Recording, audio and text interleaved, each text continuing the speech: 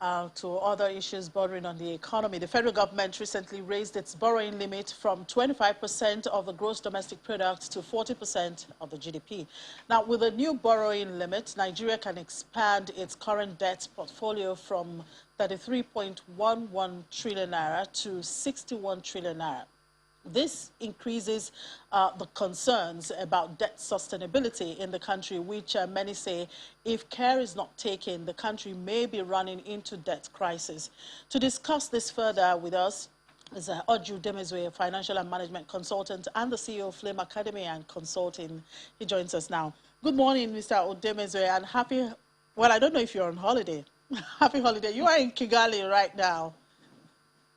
Yeah, I'm in Kigali. Yesterday was holiday. Today we are working, doing our work around Africa, building capacity for companies around the world. So it's good going on here. I'm very pleased to be with you this morning, Chimizia. Thanks for inviting me. Sure, great job there. Now, the quantum of Nigeria's total debt and its debt service burden has been a subject of controversy in recent times, and this has drawn some political criticism after the total debt limit was increased from 25% to 40% of GDP. Now, in view of the fact that Nigeria is currently spending about 95% of its revenue for debt service, do you think that Nigeria is sliding into a debt trap? Yeah, Chimaze, before I give you my view, which of course is yes, we are gradually sliding into a serious debt trap.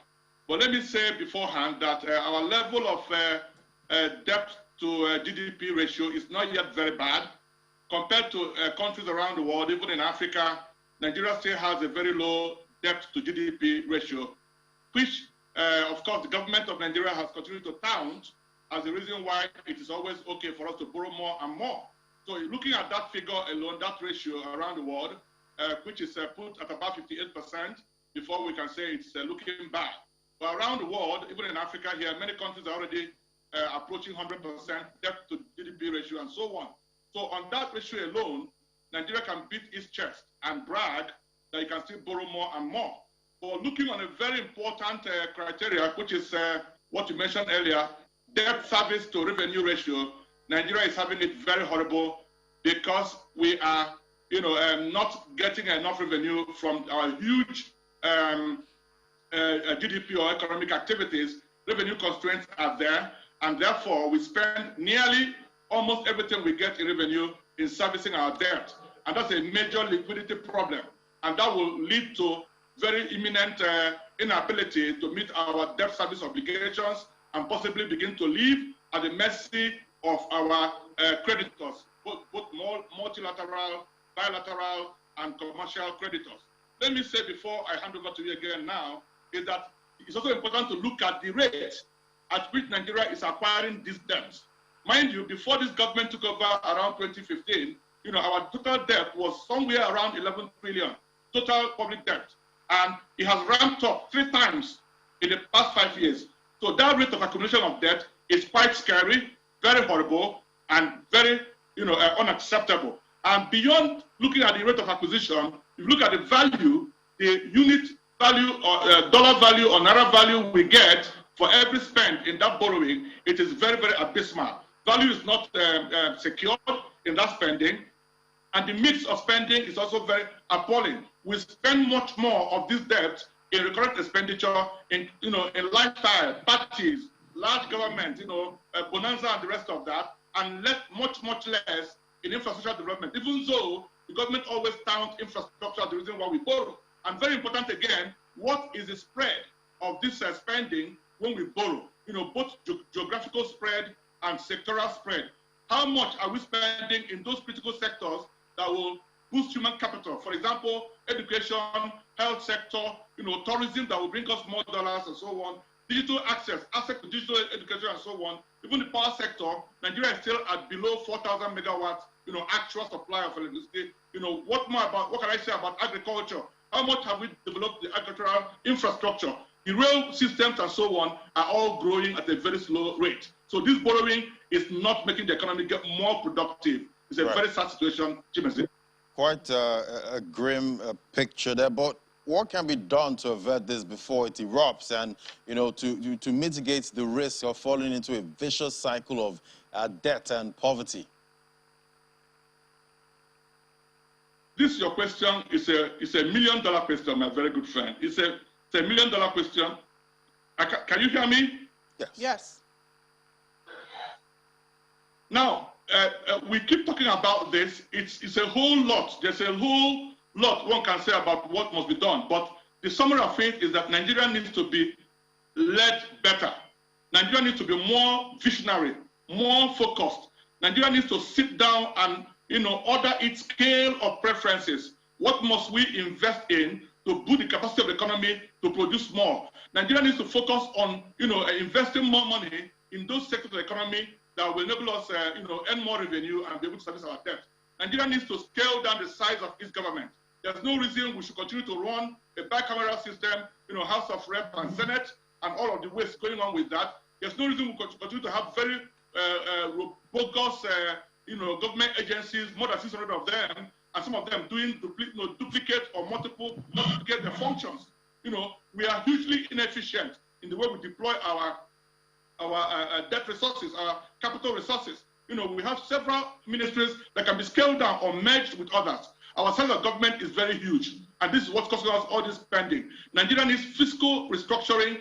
Even though we've chatted about this, everybody knows it is the truth, but there's no political will to do the right thing, you know, to restore this country, you know, in terms of fiscal responsibility and incentive for governors to find a way to run their states as businesses, you know, which are viable.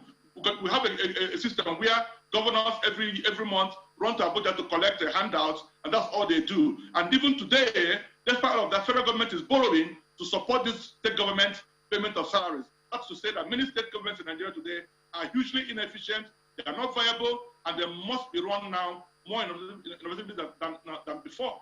Something needs to be done about Nigerian leadership. Unfortunately, we have leaders who don't seem to care about what matters about this economy. We have leaders who prefer to build road from Nigeria to Niger Republic, who prefer to go and patronize refineries in Niger Republic and elsewhere than, you know, creating employment in our own economy, you know, than going to promote job creation in other countries. It's very sad indeed. Now, Mr. Demezwe, recently the Senate President justified, you know, Nigeria's borrowing by saying that Nigeria is poor and that the option is to borrow. How can you justify this statement? We are a nation that continues to lie to ourselves. Mind you, from what I said earlier, it is not generally wrong to borrow. In macroeconomic theory, it is normal when nations are facing challenges, even in the midst of the COVID pandemic right now, it is normal to borrow. So I'm not here and now saying Nigeria cannot borrow. Never. It is important to borrow to solve our problems. But it's also much more important to ask ourselves, you know, the borrowing we are, you know, engaging in, how are we deploying these resources? That's my question here. The Senate may be right in saying that we have more room to borrow, but can they please kindly look at, you know, our revenue aspect of this equation to see how can we boost our revenue? Nigeria runs a budget this year of 13 trillion, and our actual revenue, like I always keep saying, has never actually exceeded 5 trillion. Last year it was about 3.2 trillion in actual figures. Previous year was about 4.1 trillion actual revenue. Tax revenue included, oil revenues included, everything included. And yet we continue to, you know, estimate about 13 trillion in spending. So we're going to have an actual deficit budget of about 8 trillion this year. It's crazy to think about that. So Senate must use the same passion they are trying to, you know, justify borrowing to look at how do we bring down not our spending per se, but bring down the recurrent and wasteful part of that spending and deploy more of that spending in very productive sectors of the economy that will boost our capacity to raise revenue and be able to pay our debt and create more activity in the world. By the way, China and the rest of the big economies are actually operating at more than almost 200% of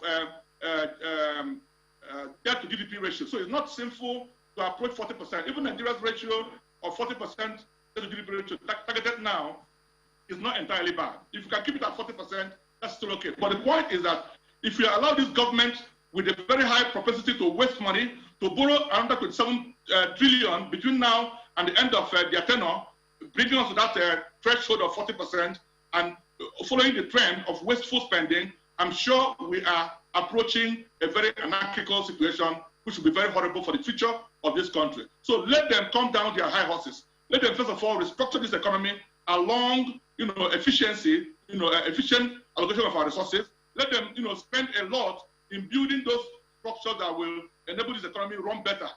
How many hospitals have government built in the past, 4 or 5 years? Standard hospitals to reduce the tourism that we make abroad for medical treatment. How many schools have been revived? Federal government schools, can we say, have been well equipped to attract foreigners to come and study here? We still spend millions of dollars going abroad to go and study, even Ghana beside us. It's a shame.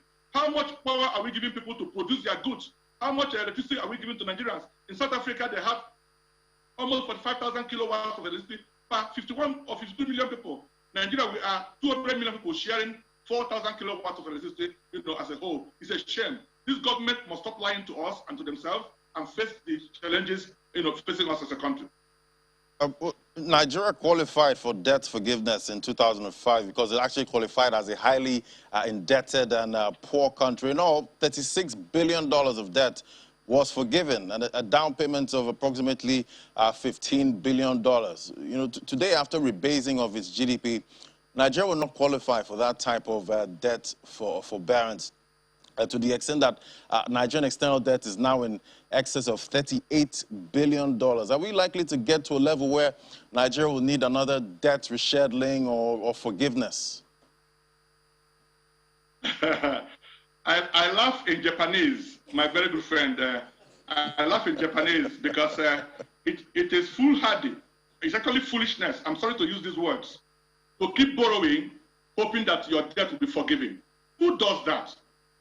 For goodness sake, a nation as big as Nigeria, the biggest black nation in the world, having that kind of attitude, one of the 7 or the 8 most, oil importing nation, with billions of dollars being earned from oil exports, and all of that. Our foolishness is our problem. We don't want to solve that. If a child that is 60 years or more is still crawling, then that child needs a total overhaul. That child needs to be totally, diagnosed for all kinds of malignant and, deep-seated problems. So if we are hoping to have another debt forgiveness, sorry, it may not happen. But if it happens, we thank God again. We are a very religious country. But we forget to apply works and faith together. It took the expertise of our own dear Okonjo-Iweala, who understood the stage at that time. And of course, our dear president then, President Obasanjo, who had to craft that arrangement. I'm not sure we have the capacity and, in fact, the basis to go that line anymore. But we are hopeful. I'm a very passionate Nigerian, and I want us to be forgiven if we can be forgiven. But to run an economy that way is very horrible, very unfortunate, and quite disappointing, I would say. As it is now, is there a possibility of a downgrade on Nigeria's sovereign debt rating and outlook? Yes, that's very possible. Because as we approach that level of illiquidity, where the whole world will clearly see that we do not produce enough revenue to service our debt and be able to run our country, then they will begin to stay away from our instruments. And our bonds and other instruments will begin to get deeply discounted. They become junk, they're already junk bonds, but they become deeper junk instruments. And unfortunately, many countries in Nigeria may not have the pleasure or the leisure of being highly graded above their own country. So the country risk will tell on every country in Nigeria, but whether in telecommunications industry, the banking sector, oil and gas, and so on, all of us will have a higher risk attached to us. Even as a Nigerian citizen, my reputation outside Nigeria will be downgraded as well. So we must avert this. We must use what we have to solve our problem. Nigeria is a very blessed country. We have arable land. We have oil and gas resources. We even have agricultural, potential to feed the world, but we're not using them. Can we have this country run better on merit, meritocracy, and not on tribal and such other medieval sentiments? This is a major issue for this country, and unfortunately, we're not facing them. Look at crises everywhere: insecurity in the northeast, northwest, north central, middle belt, now southeast, southwest, everywhere. Nowhere it's unsafe. Is that how we intend to attract, public-private partnership, or attract, private investors, both local and foreign direct and foreign investors, to boost our economy? Central bank will continue to fail to be the supplier of FX as long as we don't allow other sources of foreign inflow from around the world. And yet Nigeria has the potential to attract tourism, to attract foreign investment, but look at how insecure we are. Who can come in to risk their life to invest in our economy? Very sad indeed. All right, Mr. Odubeze, we'll have to leave it there now. Thank you so much for your time on Business Morning. Mr. Oji Odubeze is the CEO of Flame Academy and Consulting. Thank you so much and happy holidays. Yeah, I wish you the same from the city on 1,000 hills, Kigali, Rwanda, where this capacity building for companies. Thanks so much for this opportunity to be with you this morning, Nachimeze. Thank you, thank you, thank you. All right, after the break now, AFEX Commodities Market Update is next. Do stay with us. This is Business Morning.